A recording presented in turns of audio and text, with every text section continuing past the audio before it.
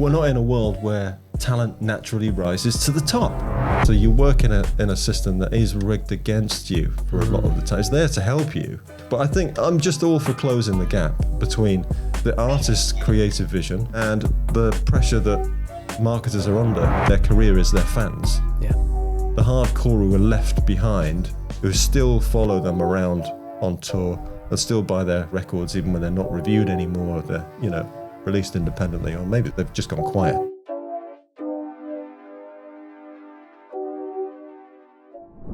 Keith, thank you for joining us. And I was listening to one of your podcasts this morning, and you were talking to Oliver Arnolds. Yeah. What a guy. But you said that you listened to his music for an hour a day for a week, I think, and it changed you.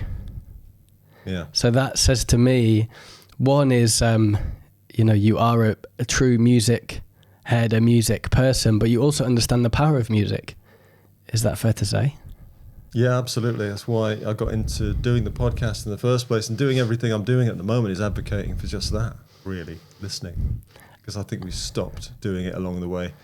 And what I found out about Oliver is he's concerned about that as well. And actually, the majority of artists, I think, are concerned about that. But he's particularly concerned about this idea of we've stopped listening.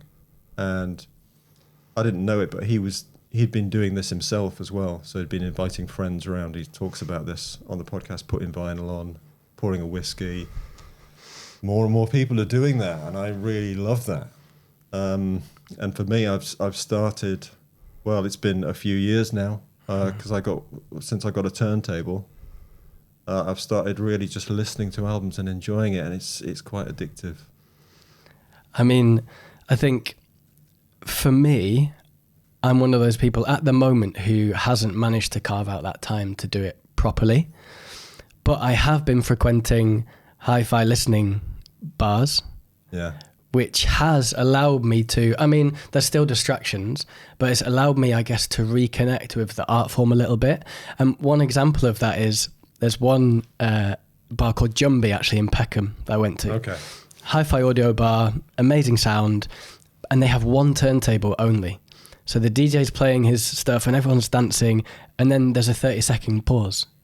And you just sort of sit there and you go, oh, he's changing the and you start watching, what's he going to put on? Yeah. Then he puts something, and that for me brought, even though it was silence, it sort of brought the authenticity back a little bit with listening to music.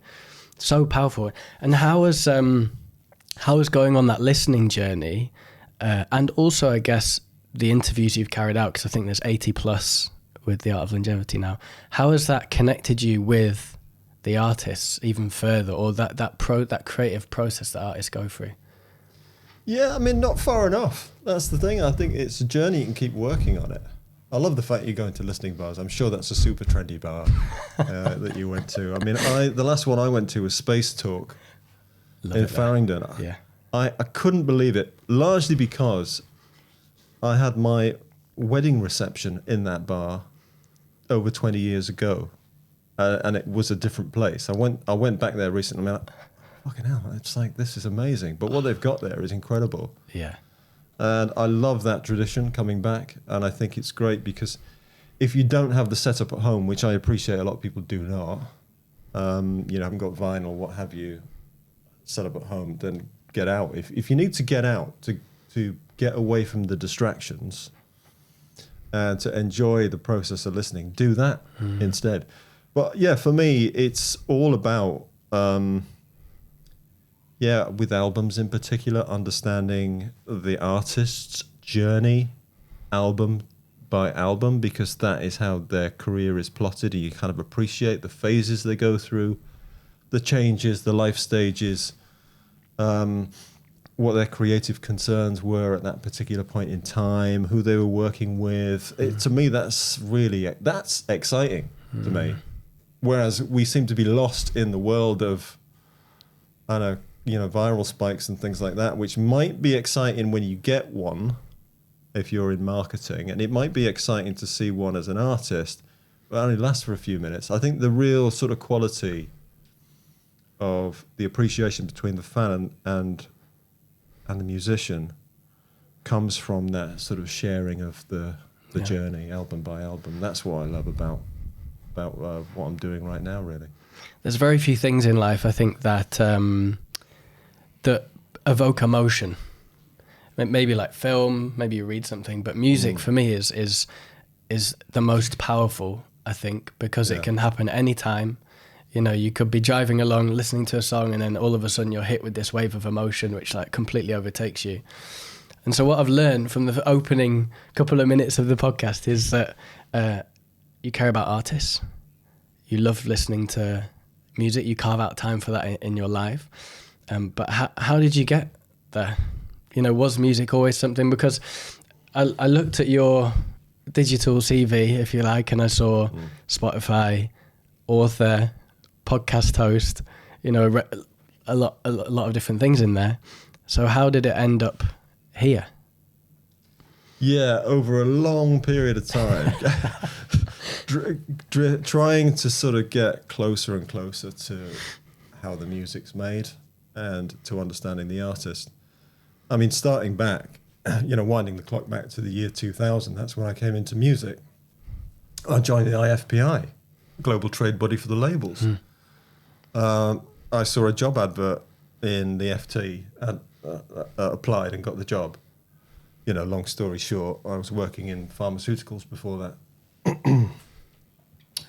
Excuse me. And then what happened was, it was a very enjoyable job. That was very privileged. You're working with big issues in the music business. Copyright, anti-piracy stuff. My job was reporting on the market trends, numbers. So I joined at a kind of peak and just reported the industry going down and down and down for the next 6 years. It was quite sort of depressing, but interesting to me because I'm a curious person. I'd come from an analytical background, but the IFPI was like the civil service of the music industry. It's like the only artist you could get close to would be the chairperson of the IFPI, which at various points was Jean-Michel Jarre. The Cause took over. Great. I didn't meet these people. I met Bob Geldof once, just wandering up and down the corridor, and the members of Blue, because they could only get, when they did IFPI events, they couldn't really get big artists to play, because artists are like, it's not very cool, is it? Yeah. So they got Blue, and they stayed in the room next to me in the hotel. Not all of them. So yeah, it was nowhere near the artists, and then for on and off, one way or another, I mean, we're talking about nearly 2 decades of strategy, spreadsheets, working with investment projects, various sort of high-level researchy stuff. At Spotify, it was more kind of next step, visionary stuff. Where should we go next? Always sort of analytical, research-based. Nothing really near the artist. The whole way along, I was like a very, very passionate music fan. And you know, was one of these people that learn a lot about the music I'm listening to, the artists. I mean, I've got friends who know far more about music than I do, but that's the circle I've always been in and been a part of. And I realized, like, the more and more I work closely with, like, maybe A&R people or marketing people, that I knew a lot more about music than they did. I sort of even felt like I cared more about it than they did, which I know is just a subjective thing, but that was my feeling. So, I mean, one way or another, I wanted to do something that was closer to the art. And also, I'm more a creative person myself as well, which is mainly through the writing. But I've always been a creative person. I've always been more interested in creative people and their ideas and how they solve problems than, you know, listening to an economics podcast or reading about numbers in a newspaper. That sort of thing, I'm just not interested in that, really. Yeah. So it was down to me, because I never got a role that was sort of about working with artists. So I just created one for myself, really, through podcasting and writing. I love that. And, you know, there were some fascinating things I read that you have said, which I truly resonate with. You know, one being about an artist's career really only starting after they've had their chart positions, you know, after they've had their peak. And that's when actually you understand as an artist, I guess, like how big your audience is, you know, and sort of what your career is probably going to look like. And the other thing, and we can talk about both of them, is around the five routes to market or 5 routes to success, with one of them being dropped by a record label being a route to your success as an artist. So I'm interested how you got to these, I guess, the five important pieces of the puzzle. Yeah. And also, the first point I mentioned too. How did you get to those thoughts? Was it the research that you've gone through and getting super close to the artist? Was it something else? Yeah.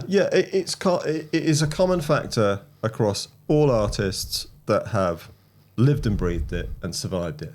It being the music business, the mangle of the music business, which we all know how that works, and the tensions there are between the creativity and the business side of it. Because really what happens is that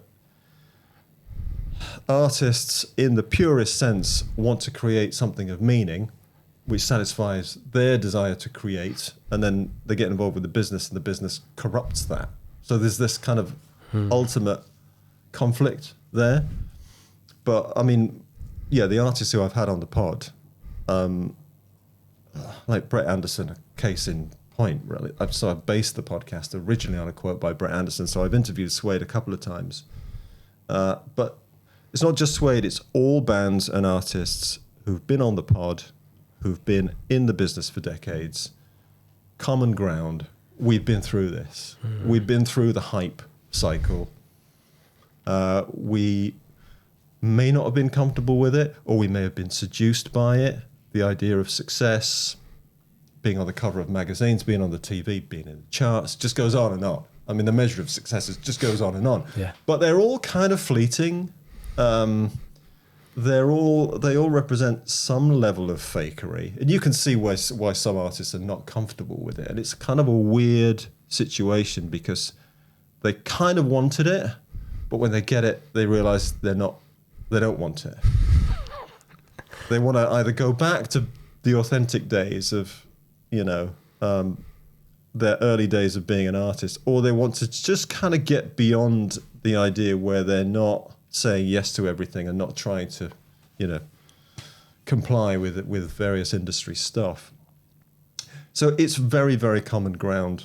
And that is where the kind of getting dropped thing comes in, because when I started riding the Rollercoaster, after 70 interviews, I wanted to sort of just not analyze what's happened, but certainly pick up patterns and just identify some major kind of, highways. If it's a roadmap, you've got sort of major highways that you can look out for if you're an emerging or aspiring or, even an artist who's been in the game for a few years.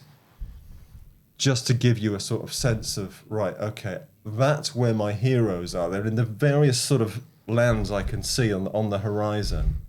And there's some routes to get there. So what are they? And the being dropped by a label thing is a bit sort of a sensation. You write a book, you've got to have a few. You've got to have Don't say that. You're spoiling the illusion now. You've got to create a bit of clickbaity stuff. But no, I meant it because the thing with it obviously means you have to get signed in the first place. So that's one thing. Yeah. But what's happened with, and there's about a dozen case studies in the book, it's probably about half of the artists that I've had on the podcast have at least been through this experience where they get dropped and they're very despondent about it. And it's been heartbreaking or at least disorientating. And they may feel that their career's over at that point. But they're artists, so what are they going to do? Backs against the wall, come up with the goods, lo and behold. So in so many cases I looked at, you could run statistics on this and I'll bet you that it's a thing. I'm convinced about that from the experience of the podcast, is they go on and make their best work right after that point. And it's commercially successful. So hey ho, shouldn't have dropped them kind of thing. And it's a little bit of like a fuck you to the label, or I've shown you what I can do. So there's an element of that. But there's also I think what I'm really saying out of it is so with each of the routes, we can cover a few more if you want. I've looked at the past, present, and future. So I'm trying to understand how it's changing. And the kind of getting dropped thing was just a part of understanding how that's changing. So I'm not saying don't sign to a label or labels are evil or whatever. I think what I would say right now is, yeah, absolutely do it. Yeah. Do it at the right time for you, because it's going to be a career step for you. But it's not success. It's not even a route to success necessarily unless you do something about it. You're probably going to get dropped at some point, so be prepared for that. Be ready for it. Maybe it's only a one-album deal these days anyway. So things have changed massively, and it's almost like getting dropped is a spur for you. It's a moment. You should seize it. It's not the end of the world. Yeah. You know, I draw some parallels there to business life a little bit, in that when you're time poor, your back's against the wall, you've got very little resource, often that's when you find innovation. And we've certainly experienced that too, with smaller team, less capital, less resource. Oh, wow, we've got together and we've managed to create something 1 + 1 = 3 type thing. And I see when an artist is back against the wall, they're feeling emotional about being let go. They don't know what else to do. There's this outpouring of creativity which creates, a masterpiece. So I can sort of draw parallels to that. Yeah. Do you think that's what they experience? That real emotional... I think it's a bit of that. I mean, it's good that I might have to steal that, Alex, because I've been doing the newsletter I've been doing about riding the roller coaster is trying to sort of draw some parallels between quote unquote normal life and artistic creative life. And to your point, one of those is what happens if you get fired from a job? And you have to bounce back. That's what you do, don't you? You kind of pick yourself up, dust yourself off, use it as an excuse to go and get a better job or do something different. Or if you're in a situation, like you say, where your back's against the wall, you've got a small team, less resources, that's when the real work gets done, because you just focus. Yeah. All of it is just a big, big impetus for you to shut out the distractions and the noise and focus. Yeah.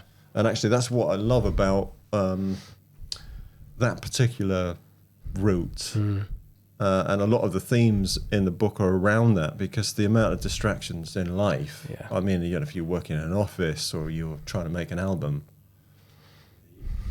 we're all facing the same challenges to some extent, which is like knuckle down and do it. Yeah. Especially now. Now more than ever, I think the distraction is a big problem. Yeah. And something else that I thought, which is related actually, is that there was a theme that you talked about around being a CEO, seeing yourself as a CEO of a business, and that can lead to success. That's one route to success. You create a business, a brand, and you go down that route. One thing I was thinking when you were talking about that was, to challenge it slightly, would be, is it just that at those moments, those people are incredibly creative, that they're creating stuff that's just so good that it's going to be successful, regardless of whether you've got a business head on you or not? It's like, no, this person is a creative genius, and it will rise to the top at some point. It's just when, rather than it being more of like a... I mean, there's, when people tell you things and you remember these little nuggets that people tell. It was Jonathan Morris, I remember, told me. He was like a bit of a legendary PR man at Sony Music. And I was at a meeting with Jonathan, and it was in the early days of digital music, to be honest. And he's like, we're not in a world where talent naturally rises to the top, which is absolutely true. I mean, there's just too many wasted bands and artists who haven't got to the top who had that talent. Yeah. And sometimes the stories are unearthed, decades later. And that's interesting, but it didn't really do them much help at the time. So, no, I don't think it's necessarily true that, creative genius will always work. And the thing about be your own CEO is, obviously, these are the things that I'm aware that these things can be a little bit trite and a bit annoying. Because if you're leading a band, you're not the CEO of a company. But what I'm saying is, and I say it in the book, is that sometimes there's a really weird relationship between the people who run a business and then the people who are creating the value on which that business is run. Because for me, the value is the business. I'll give you an example, again, from like normal life, if you like. When I've spent various phases of my career as a consultant, often in consultancy companies where you have to kind of sell projects. You're living and dying by your last project. Yeah. So your job is to sell a portfolio of projects, build relationships with clients, and then keep everybody in a job, and so they can pay their mortgage and have a life. And often, when you're doing that, you'd be confronted by these things like, here's your sales target, something like that. Here's your quarterly target or your monthly target. And that is just utterly ridiculous, because the way projects work, a little bit like the way albums work, is you're going to have good ones and not so good ones. You're going to win some, you're going to lose some. What you need to have is a clear vision of where you want to go. You need to focus on being the best at it and building your brand and enjoying the relationships. And if you are the sort of person who were looking at your quarterly numbers and worrying about them, you'd be tempted, wouldn't you, to kind of take some shortcuts. You might get desperate and be trying to sell something to someone where they don't really want it, and then they kind of look at you differently, maybe not as a partner, but as somebody who's trying to get one over on them. So it all goes wrong. It all goes wrong because of the fucking targets. And I worked in those jobs and smashed my targets and never really looked at them sometimes. Just did it in meetings just to, keep the accountants happy or whatever. I'm like, fair enough, that's your job, but my job is to sell it and do it. So what I'm saying with an artist is you don't have to understand exactly how the music business works or be a music marketing executive to know that the work that you're doing is the commerce that is their job. Yeah. So that gives you freedom to make a choice to say yes or no, to say, right, what is it you're planning on doing? I want to have a close look at that. Or show me the plan. Or who are you working with? Can I meet that person? Can I understand a little bit more of who's working with what I've created so that they're taking care of it, so that I think they're good, top of their game? Because, as a creator, you have to be on your A game to make a good piece of music. So it's from that perspective I'm saying be a CEO, not like literally run your day-to-day business, and understand it. Just knowing that if you didn't make your music and be who you are, there wouldn't be a business around it anyway. So you've got to say in it. Yeah. You've got to step up and be responsible for that, I guess. Yeah. Do you know, it's funny. Our first value is we put artists first at all times. That's Unheard's first value. And for me, as I've got further away from the artist, I found myself, that's been the most challenging value. That's the one I've always got to bring myself back to. Yeah. Because as I start to make more commercial decisions, it's like, oh, there's some money there, but actually, is that right for the artist? No, it's not. So we've, got to bring ourselves back. And I guess, we talk a lot about, or generally in the industry, Spotify, obviously a huge player. And I know Daniel Ek has, that must be a huge challenge. Well, he's no longer running it, but at the time must have been a huge challenge for him, where it becomes more about the shareholders perhaps than it does the artists. And, I've heard you talk about things whereby Daniel Ek has said, pumping out, we want to see more artists releasing more music as if, that's a good thing. And I know you've said that's actually the worst thing that could have ever happened, for artists. So can you talk a little bit around that? What you mean when you say that's, that is the worst thing that could have come out of Daniel Ek's mouth, I suppose. Yeah, I mean, this is what you have to watch, right? So if you want to grow on Hurd, the bigger it gets, the more the distance. And it's sort of natural to some extent, so it doesn't really matter whether it's Spotify or a major label or IFPI. You kind of get a sense that you've got your day-to-day priorities, and they don't necessarily involve discussions about artists. It's different stuff. So you almost become separated you're disassociated from the thing that's actually the reason why you can make money. And that's what I have a problem with. So it's really just little reminders. And I think it would be easier if the people involved at the very top of the music business enjoyed the music more and appreciated and loved the music more. So I think the problem I've had in recent years, and the thing is, the more that tech gets is piling in on music, the worse it's going to get. Yeah.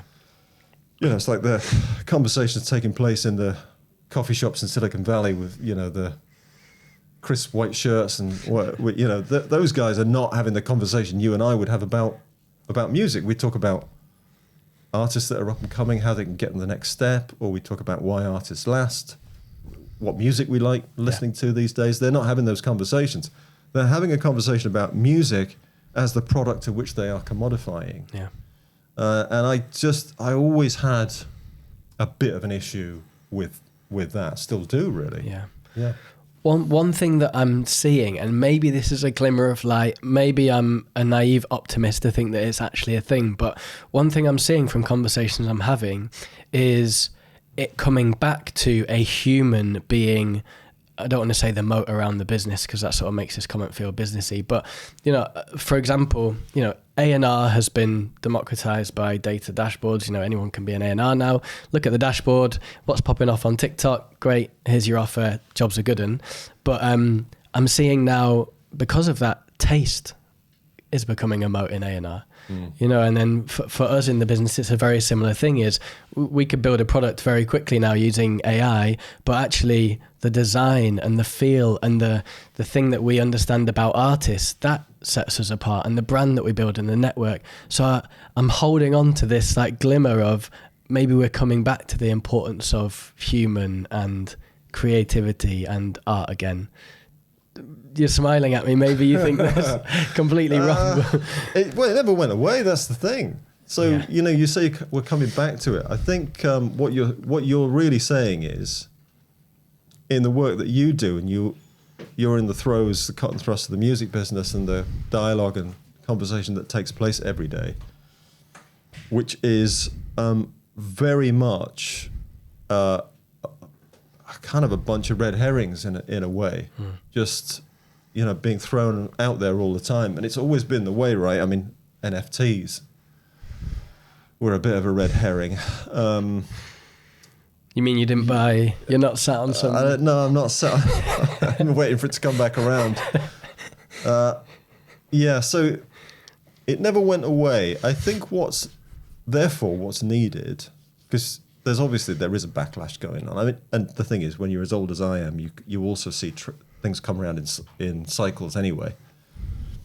So when the whole A&R data thing was peaking, I could see over the hill that at some point someone's going to go, right, okay, we've done as much as we can do here. We've hit the limits of actually what data is going to do in terms of helping us de-risk investment in artists or spot them cropping up somewhere. And actually, it's starting to drop off a little bit in terms of because you become focused entirely on that being the model, and you're missing a lot of other things that you don't see. So there was bound to happen that some kind of more forward-thinking people would be saying, right, okay, let's put the data to one side a little bit and go back to first principles. I think that's what's happening with people listening more and, you know, doing WhatsApp groups or going to listening bars. Yeah. To realise that this relationship that they once had with music, or they are only just really figuring out for the first time, is better than doom scrolling or better than playlists, or just it's just better. Yeah. So I think there's a bit of a backlash. I think a lot of the quality never went away, but we need to find better routes to amplify it and open it up to everyone, and obviously then pay it back to artists a bit better. Yeah. And just talking about artists, and, you know, we talked earlier on a little bit about you've had this 70, 80 conversations with artists that have had longevity, you know, and had great careers. And you developed these 5 components around things that you're seeing as important things to have happened in their career, which have allowed them to have that longevity. But is there one thing, I'm thinking about our audience here, you know, of artists, managers, labels, music tech founders, but I'm thinking specifically about the artists. Is there one thing that really stands out to you that these artists perhaps have in common?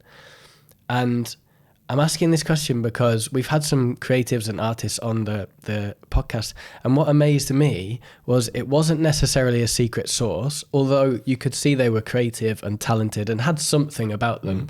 But what they said was it was the dedication, it was the hard work, it was the consistency, which for me was like I had a feeling of like a contrasting feeling. One was disappointment because I was hoping they'd tell me something that I didn't know, but two was like hope in that actually like anyone, you can do this. You know, it was like hopeful for artists that have struggled. It's like keep going. Yeah. You know, be consistent. Yeah, it's really hard to unravel because I mean there is some secret sauce there, but the secret sauce is actually the talent inherent in the artist. So that's important because we're also moving to this weird world in which there's a focus now on AI and the next wave of investment coming where, you know, everyone's going to be a music creator. Well, that's not going to happen. I mean, yeah, they might be creating music for themselves and their friends. That's been happening for a while anyway. They might want to spend a little bit more time playing around, and there might even be more people who try and get a serious career out of it. But really, the secret sauce in the first place is bands and artists that are good. Yeah. That showed that promise in the early stages, that wrote some good songs, that have an edge on their, you know, the way they perform. And so I think there isn't one thing. I mean, the one thing to some extent, I mean, there's a section in the book called Mastering the Craft and Putting in the Graft, which is to say that a lot of my favorite bands, you know, that I grew up with, like the Police and XTC and stuff, where you look back and you read about them, you realize that at some point they all spent, Arctic Monkeys, you know, they all spent 6 to 12 months just practicing in a room, and then they spent another 12 months just playing gigs and just getting really, really good. And then they got signed, and to some extent that's a kind of an old-fashioned route. We know what happens next. It can go either way, but there was a route to success that way. I mean, it's very varied now, so you can only say, yes, you've got to master the craft to be good and put in the graft. The other thing, I think there's a really interesting thing. Kurt Vile said this when I interviewed Kurt on the podcast just recently. Because as an artist, you're constantly challenged with all these various dilemmas. Like, should you post every day and build your social media following? Should you lock yourself in a room for 12 months and try and make a classic album? You know, should you collaborate with someone and be a feature artist? Should you concentrate on getting a chart hit? And everyone's got an opinion. So they're all going to be sort of bending your ear, and you've got no idea what's going to work. So it's very, very confusing. And you don't know what to do next or what's working. So what Kurt basically said, and it's kind of what he's done, which I appreciate. So he's not just saying it. Yeah. He's done it. It's like you have to just basically keep putting stuff out and make yourself really, really hard to ignore. So it's a sort of, rather than constantly, I'm trying to do this as an author. It's quite hard because you have to have a lot of self-belief. But it's sort of believing that what you've created is going to find an audience, and then they're going to spread the word for you, and word is going to build. There's nothing like word of mouth. Yeah. So don't go chasing spikes or, you know, trying to convince this gatekeeper or that the next kind of, you know, trendy goal isn't what it's about, but it is, you know, like I say, it's build your brand. It's a really, really big part of the step-by-step longevity story from the beginning. Because a lot of those artists that I've spoken to, we talked about, you know, artists like Suede who've been through the ringer, or Katie Tunstall, whoever, Norah Jones, whoever, when they've been signed and promoted, so they've had that big lift, they get a halo effect, but then they're on their own and they realize, back to where you started, that really their career is their fans. Yeah. The hardcore who are left behind, who still follow them around on tour and still buy their records even when they're not reviewed anymore. They're released independently, or maybe they've just gone quiet. Yeah. They've gone quiet from the mainstream perspective. They're still around. Of course they are. They're still around. Only the fans know it. So you might as well build that fan base from day one. Focus on building that loyal fan base, because the bit in the middle doesn't really exist anymore. The charts used to getting a top 20 hit in the charts used to give you a halo effect of 3 or 4 albums and 10 to 20 years. Now having a streaming hit will give you a halo effect of the next 6 to 12 months. So you've got to know what you want to do next and have it under your control and keep working at it. And then people will come to you. So it's a sort of creating a little bit of magnetism to you. And if you're not doing that over a period of time, you might ask yourself, well, why? So I've written 2 books, I'm writing a third. If they stay where they are, and that's quite fine, I'll probably have to find something else to do. Or they will continue to succeed and do what I want them to do, and I'll write more. Yeah. So, to some extent, just putting a time limit on it, but really giving it everything you've got in that time.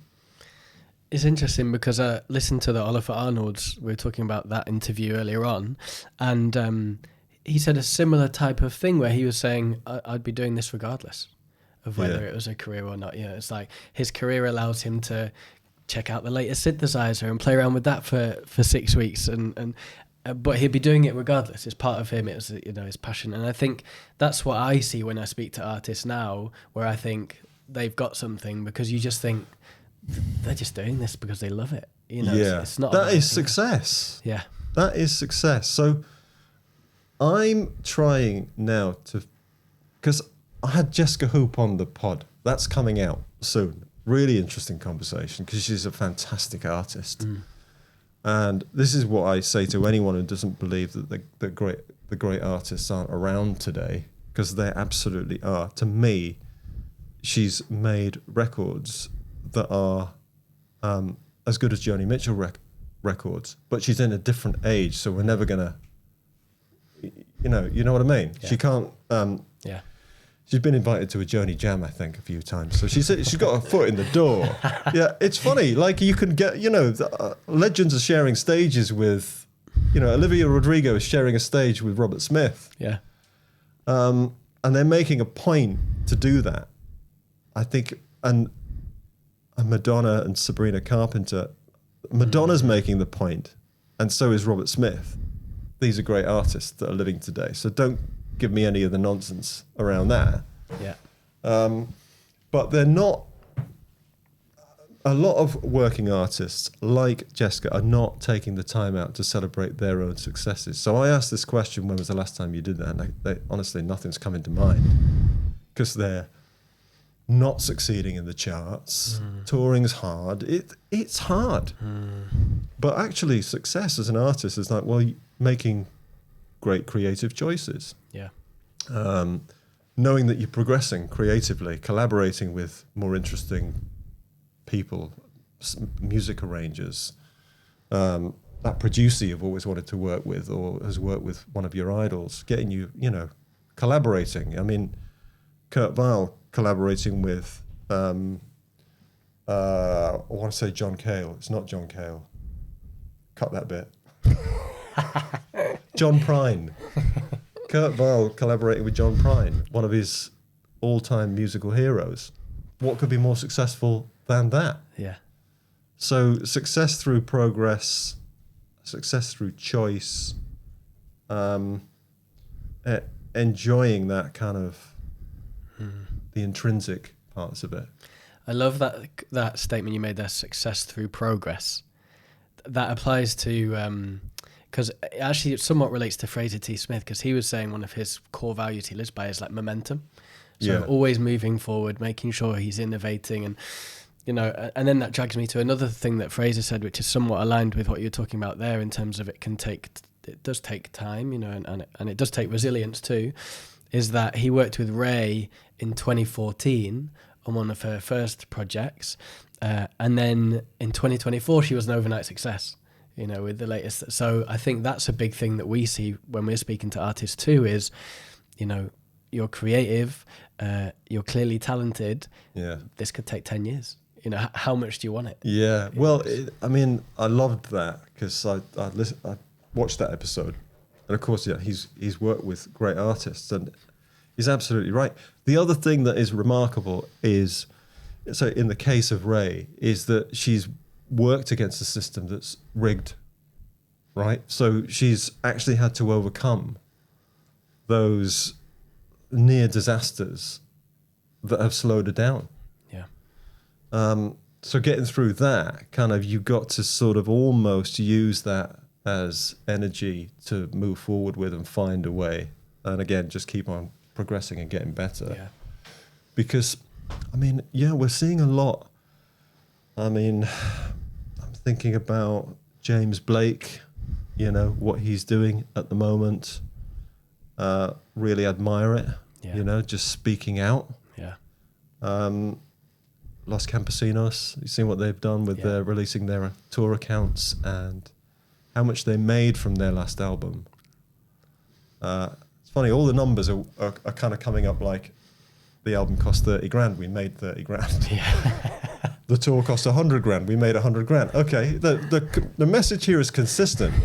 You're not making any money from music, but they're opening up the lid on what it takes, what this industry is, because it's kind of rigged against you in so many ways. Because all those things we talked about, all those kind of vanity metrics and buzz metrics and spikes and things like that, are kind of they're designed to be success for the industry and for marketers, but not necessarily you as the artist. So you work in a system that is rigged against you for a lot of the time. It's there to help you.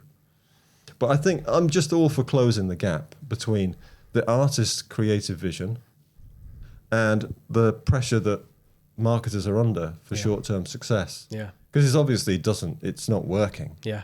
I mean, you know, people in music marketing are burned out and not happy because you would almost be better getting an engineering degree and then really enjoying these little bets that you're placing on paid marketing and see what works and stuff. That's not why people went into marketing, really. They want to be more creative. They want to work with the artist. Yeah.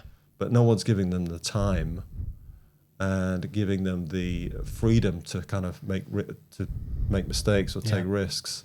So nobody likes the system. So that's what I mean by it's rigged. Nobody likes the system. I haven't met an artist who wakes up in the morning and looks forward to the social media posts today. No. What am I going to do to sort of set the world alight, get a few more followers? That's not why they came into it. Most of them do not enjoy it. Bring back artist development. You know, I would love to see 5-year plans, you know, for an artist. And we saw a micro version of this where we had artists coming to us saying, I want 1 million streams in week 1. You know, this was a few years ago. I want to be on New Music Friday. Great. And then the conversation started to develop into something which is like, well, what if you want to generate £50,000 in profit this year? You know, like, let's talk about that. Yeah. And that was a far more creative conversation, to be honest with you.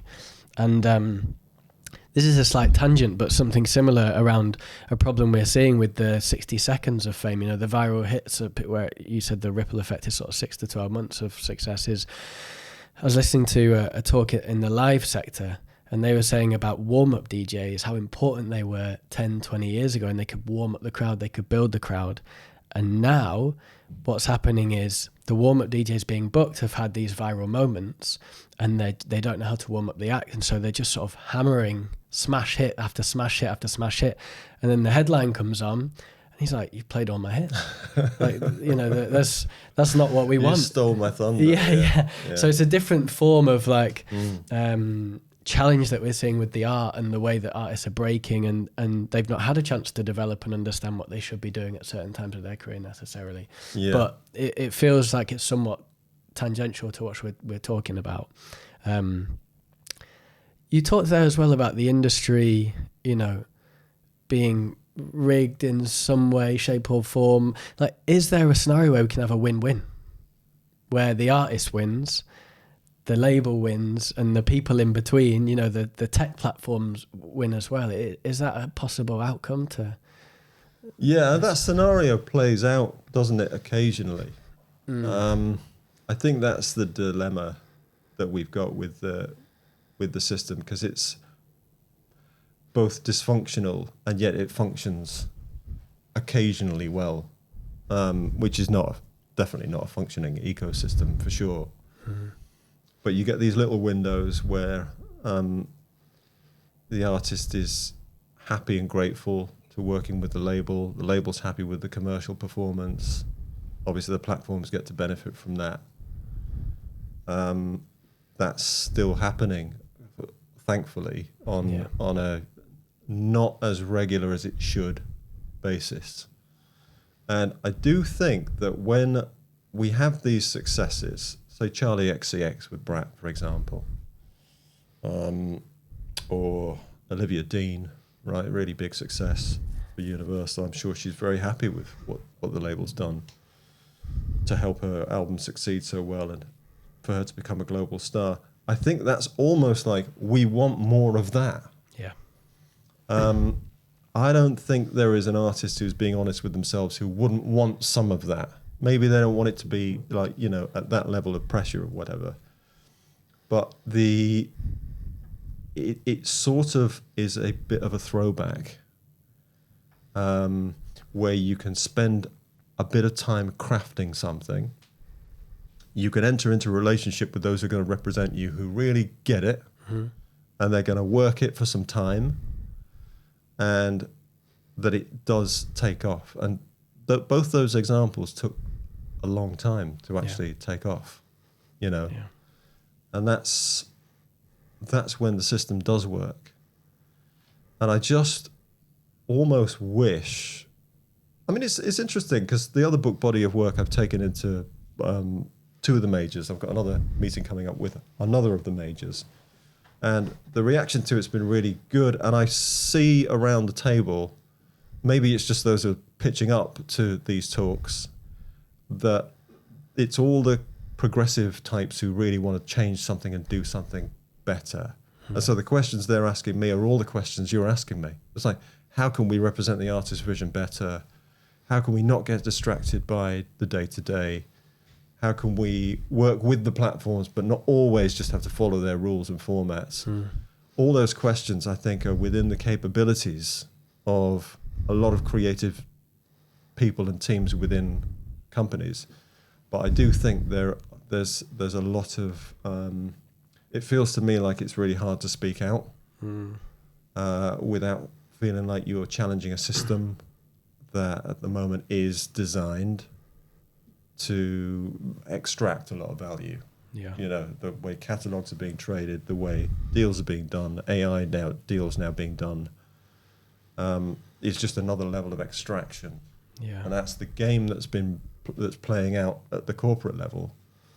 And it's a shame because a lot of people on the ground are doing some really, really good work. And it's definitely working occasionally. Yeah. And you said something, there's a couple of times throughout this conversation around the importance of, and I agree actually, when you love the music and you understand the artist, I'm speaking from a marketing perspective here, the results of the campaign are often a lot better. You know, and something that I'm seeing in tech is everyone's trying to platform everything. Everyone's trying to create a template for something, where actually sometimes like that there isn't a template for this specific artist, because actually if you knew them, you would know that there's a niche here and there's a nuance here, and that's if you understand that, that's what's going to break the campaign. And so I think that's something that we're trying to do with Unheard is, you know, the first step maybe is to create a very broad selection of templates which can cater to certain genres, subgenres, niches, and then you've got to go deeper because you've got to understand every single inch and, you know, texture of that artist to really do a good job, I think. One question I had for you, and this is a different question to what we normally ask. We normally ask, if you were to start again, what would you do now, knowing what the industry looks like?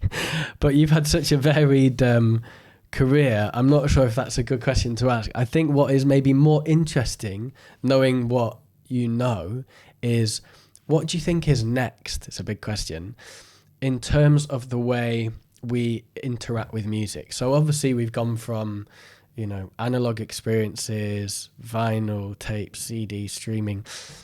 I think you're well positioned to have an understanding of maybe what do you think's coming next? I think what's coming next is it depends on who you are and what you want. So, as I said, there's a conversation about can we all be creators? I mean, that's one thing. AI, generative or assistive is another thing. I think what I see as being the things that, again, excite me. There's a little bit in my other book, body of work, about going back to move forwards. And what excites me is actually just this process of listening better. I see it really succeeding in aspects of the live business where, Lily Allen's a good example. She's sort of taken a theatrical show, almost a high concept show, and had really big commercial success with it. She's just taken it from theatres into arenas. It still works. To some extent, Charlie XCX did that. It's just her going out there, just, being crazy, no backing, that kind of thing is very much, that's innovation that's going on. So I see it definitely happening in live. I see it a lot in exhibitions, in the exhibition world, what we've seen with kind of multimedia stuff with Bowie. A couple of examples there that recently succeeded. We talked about music bars. I can see music as an experience really not being part of what's next. And that's the good next. I mean, there's a load of stuff that I think is the bad next that's going to get worse before it gets better. Don't necessarily have to talk about that, do we? Does Spotify exist in a world where, because we're seeing a trend away from Spotify for sure, whether it's into Qbuzz or Qobuzz or however you pronounce it, or, into other platforms. Yeah. Do you think there's a longevity behind Spotify? Well, I mean, it's really, really interesting with Spotify, and I've got a bit of history with Spotify as well, so that bring that to it. But your point about just going back for a minute about hard to ignore, because have you heard of this band Spaceacre? No. So I think they're getting to a point where they are hard to ignore, but they're not on Spotify. Okay. And I think bands are going to look for ways around the system. Not being on Spotify is one way around the system, right? It's going to get you headlines to some extent, or it's going to get people curious.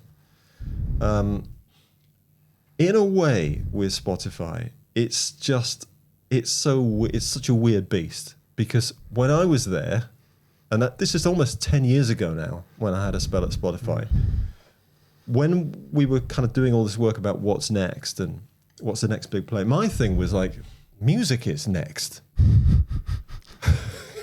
And honestly, I would sort of get a bit of a glazed over look. I'm like, what? Really? We want something a bit bigger than music, right? So they always want, and this is the problem I have with sort of tech businesses in what they look across the way at another tech business and they go, we want some of that. And I think in Spotify's history, they kind of looked at Snapchat for a bit. It's like, we want a bit of that. We want to be a bit more social. And then they looked at, they've been looking at TikTok, and like we want a bit of that. The more I see Spotify develop now, it just looks more like YouTube. Yeah. Day after day. Well, YouTube already exists. Yeah. So my big plan for Spotify was get more into music, get more into superfan merch, tickets, and all of that. And they are kind of doing that, but that's not big enough. Yeah. So I do see it sticking around, but I just wish it would make its mind up. And also, I just wish it would admit that it's a music company, but I don't think it ever will. I think they'll want to be a tech company first and foremost. And most platforms do, because as you said, most platforms are templates for whatever it is that people are putting on there. Yeah. And they would rather open it up to everything because that's bigger. Yeah. That means more growth. Yeah. That means more scale. That means, not having to rely on one set of partners. That it means more like being like Amazon. Yeah. You're Yeah. you're just a platform that works for kind of everything, and you eat everything up. Or Yeah. Google. So the tech world did have. I don't know if it still exists, but certainly when I was at Spotify, they had this fascination for how can we be on that scale, and music doesn't get you there. Yeah. So yeah, that was my biggest issue with Spotify. But they're doing some great innovation in music. Yeah. What they're doing with ticket first, fan first stuff, merch now, even the stuff around albums is sort of interesting now that you can. It's not the pre-save because pre-save's kind of done, but the countdown kind of gives you a bit of anticipation of what's coming up. Yeah. They've done a few editorial things around albums. Albums was on Wrapped. Yeah. I just wish they would double down on that stuff. Yeah. And not get distracted by the other stuff.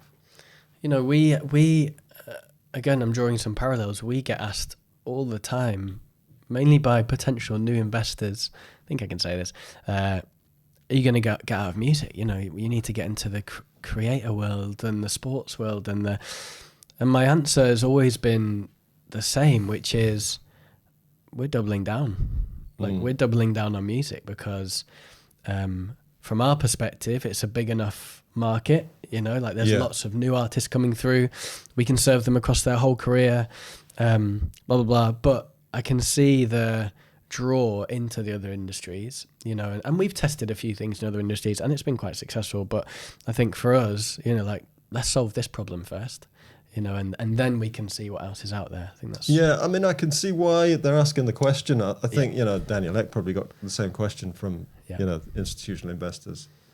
What's bigger? Yeah. What gives you a broader playing field? What's trending? I think the message that I would play back to your investors, which has definitely changed since the time I've been working in the digital age of the music business, which is my entire career in the music business. But say, for example, going back to probably when I left Spotify and I did a spell working for Sony Music, and then I went to work for MIDiA Research, and that whole period was a little bit of a cultural downturn for music, in a sense. Games was bigger. TV was growing way faster because of streaming and the investment going into TV. Sports was starting to get really, really big, and still is getting bigger. And so music was a little bit sort of it's commodified. It's sort of it's not exciting anymore. Certainly, young people are not spending their time with music. They're spending time on social media. So that's changed. So I would play back to your investors that music is really back in the culture. It's I think it's better than TV creatively. Games are sort of peaking anyway. TV is sort of over the hill. And music is getting better and bigger, and a lot of it's through live. Some of it's through the experience economy. Some of it's through the resurgence of albums, and I think a big race in the bigger artist league to make great albums, which is good because that's filtering down. So music is exciting again. I mean, kids are back into music. That is the discussion. Yeah. Music stars are, the people that they look up to. So yeah, why not double down? Yeah. I mean, maybe it's just the investors who are asking you the question just don't know that. Yeah. Yeah. Probably is that. Do you think the boom of music is linked to the state of the world? Do you think it's linked to people wanting to escape? And I feel as if there's no better way to escape than going to see an artist perform live, or go to a club night, or go to a festival, and you let your hair down, you forget about what's going on in the world, and you reset. Do you think there's some connection. Yeah, for sure. It's a bit of protest. It's a bit of release. I mean, if you look out in the audience from Billie Eilish show, you know, they're outsiders really. I mean, they're young kids. They're rebels. They're, you know, feeling like, what's my place in the world? All right, it's right here with this lot. Yeah. Which is why Depeche Mode never went away. You know, because they kept on speaking to the minorities. Yeah. You know, LGBTQ, just young people just disaffected with what's going on in the world. Sometimes their families sharing in that and actually just escaping through the love of the same music, the same artists. Yeah. Because it's really fucking great music as well. So, yeah, it's definitely part of it. Yeah, capturing the mood. Yeah, and something that I was at a conference and I was listening to a guy who started Exit Festival in Croatia, and he was talking about, and this just stuck with me, this line, because I understood it in a weird way. For him, it was all about creating a space where people could dance with purpose. You know, I was like, yeah, I understand that. You know, it's a cool vision. It's really cool, and I think I'm really powerful if people can connect with that. Yeah. Final selfish question is: you have a brilliant podcast, Keith, that you've that has done wonders over the last few years. Can I ask for some tips?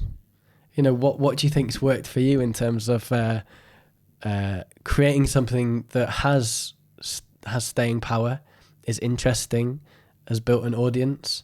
What should we take on board from you, do you think? Well, I think if you've got to have a focus that's beyond just yourself, and I think you've got that actually. Like, you know, we've talked about you as a person and wanting to learn all the time. So in this case, learn to be a good interviewer, get the best out of your guests. So that's the first thing. So just remove the ego from your perspective, but put in the research and the preparation. Because I think what really works with what you've got here with this podcast and with mine is you've got a theme. So there's a thread that runs through every conversation, but also the conversation can go where it wants to go. Yeah. And so that it's a loose thread. Yeah. So I always ask like standard questions. I've got a standard set of questions, but I'm also aware that they might not be attractive to that particular guest and they might be getting a bit boring for the audience. So you can kind of put those on rotation and then just follow the conversation and just enjoy it from that perspective. I mean, video, whether you're videoing it, which is great. I've not gone there because a lot of the music guests on The Art of Longevity really appreciate not being on camera. They're like, oh, this is fantastic. You know, and I'm like, okay. So again, it's like with your investor dilemma. It's like, I've just got to go with that. Yeah. You know, I mean, I could, you know, put headphones on and be like a talking head on a YouTube podcast or something. I don't know why people watch those anyway. But I know my guests would prefer not to be on camera most of the time. And I do love speaking to artists when they're in the pajamas, at home, or, you know, lying in bed or wandering around that. Who's had the most interesting outfit? Tim Booth of James, because he was naked in bed. I could only see him from the waist level. Brilliant. Well, thank you for that. Thanks. That was incredibly insightful. Yeah, keep it going. Keep it going. We will. Thanks, Keith. Cheers.